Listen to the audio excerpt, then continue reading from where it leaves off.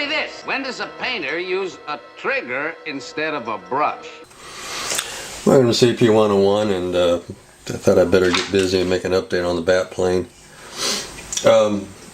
I know Kenny got his finished, and I'm still diddling around with mine, but I haven't been feeling that great, and I thought, you know, poor guy, he's not going to release his final until I release mine, so I thought I got to get this thing finished up. I saw Kenny, he sent me a picture of his all done, and it's just freaking awesome. But anyway, we've got a lot done in just 2 days. I really started to put my nose to the grindstone and get it finished. We got the interior in it.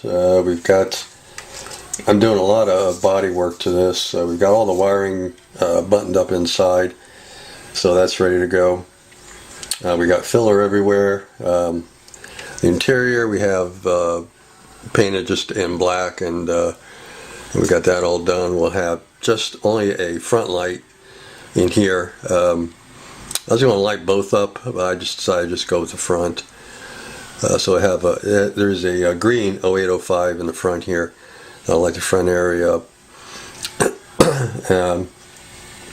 As you can see, we got filler work everywhere on this, especially underneath. We've got the weapons pod installed for the bat missiles, and I have more filler work I got to do here. We've got the drop tanks, the holes for them. We've got those filled because the comic book didn't show it with drop tanks, so we're not going to be using them.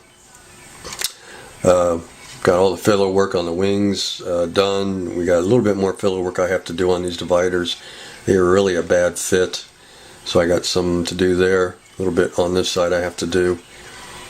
We've got the vertical takeoff and landing thrusters installed. Those are the hubcaps out of the Lincoln Futura, which is the kit I used to make the Batmobile 10-15 years ago. Still have them, so they came in really handy. So we used that, and I got them looking pretty close to the comic book. I've been using the comic book picture to work on this, to keep referring to it. So I think I got them somewhat in the right area. I mean, I wasn't going to worry about being exact, but we got it. There we go. We got it pretty close. So we got that done. I'm still just doing all the body work, filler work on this. We added the little scallop on the tail here, the very end of it, to go with the scalloped rudder, so we got that all done. We got the engines together. Those are going to require some filler work too. But we got them together. We've got the LEDs installed. These are 3mm flickering white, and they've been installed inside. And then what I've done is I've taken on the inside of these engines and painted it chrome, and then I painted a band of clear orange inside, so when they come on you get a white-orange glow inside the nozzles here, so that looks pretty cool. So we got those ready to go. They just need to be do some body work, and then we can paint them. The exterior lights, the wing tips, and the one I put underneath the nose here, or the cockpit I mean, my original plan was just to use a flashing LED in series with them to drive these three to make those flash. And I tested it out, and I just didn't like the way it looked. Just flashing. I mean, I wouldn't mind the strobe, you know, like a real aircraft, even though this ain't real. But I still wanted that strobe effect. So I thought, you know what, I still have some 3909 IC chips. And the 3909 is a great little IC chip if you want to strobe some LEDs or SMDs or whatever you're using. Because all it requires is just a capacitor. That's it. And they're easy to work with. They'll work anywhere from 3 to 6 volts. all the way down to 1.5 volts. They're just a versatile little IC chip. You don't see them too often. They're not a very common IC chip. You can still pick them up, like on eBay. And they range anywhere from $3 to $5 a piece. But they're just a great little IC chip. Well, anyway, that's what we're using on this. And we're going to strobe these, and it looks fantastic when they're on. The capacitor will determine your flash rate, so if you want it quicker or slower, you just use a different capacitor. This is a 470 microfarad 10 volt capacitor. But I'll hook it up here. You can kind of take a look at it. It's pretty cool, and I'll put a picture up of the diagram schematic. So if you want to try one yourself, you can give it a go. We'll be running this off of 3 volts. You can kind of see how they flash. Kind of hard with the room light, but you get the idea. There you go.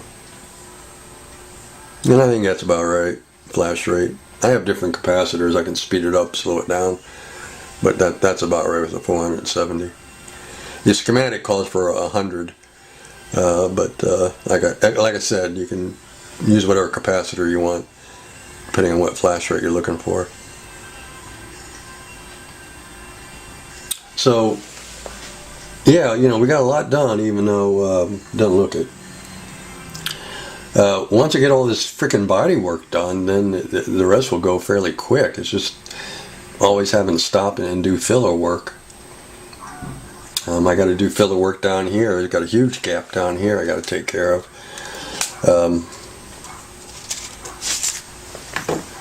We've got, you can kind of see the gaps I'm dealing with here. So I got to take care of that.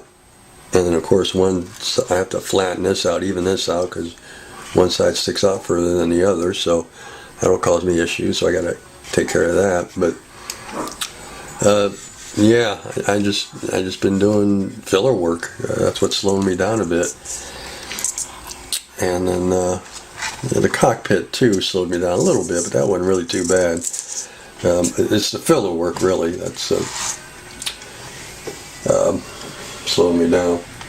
The base, I haven't decided on the base. You know, I was going to use the Polo Lights dome base, but I don't know if I can use it or not.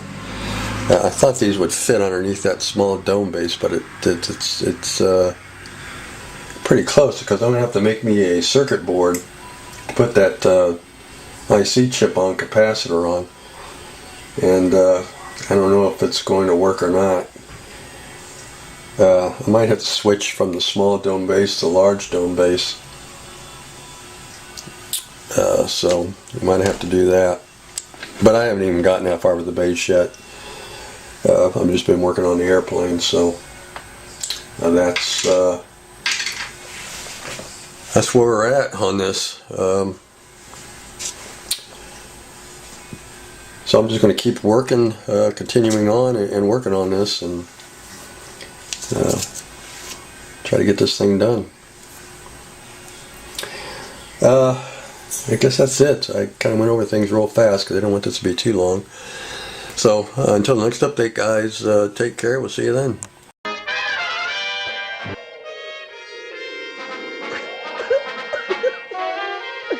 Riddle me this. When does a painter use a trigger instead of a brush? When he's a stick-up artist.